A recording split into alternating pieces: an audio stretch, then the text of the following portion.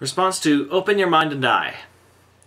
You requested I respond to you in video format rather than through comments, which is fair. The comments on YouTube are pretty limited for any kind of online discussion. So, to reiterate my post in an expanded sort of form,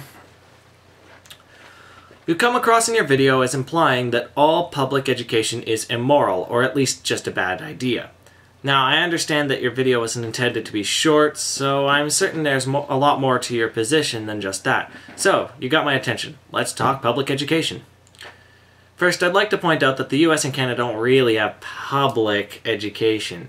The education is owned and controlled by the government, not the public. The government is comprised of individuals from the public, but it's not the public whole. If public schools belong to the public, individuals would have a hell of a lot more say on how any given school is operated, and the curriculum would be designed around the dissemination of knowledge rather than the manufacture of measurably useful citizens.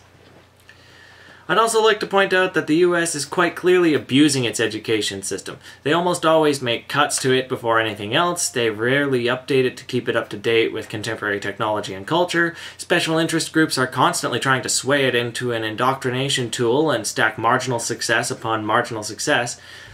At one point, North America was at the top of the list for quality education. Both the US and Canada have slid down that list, while the rest of the world has been getting better. This appears to me not as a problem with the concept of public education, but a misalignment of administrative priorities, standing as a symptom of a malfunctioning government. Any cooperative organization which begins to prioritize itself over the people it is made of is clearly no longer operating in a beneficial manner. In other words, the fundamental operations of the governmental system have been undermined and converted in order to meet some other agenda, or a wide variety of other agendas.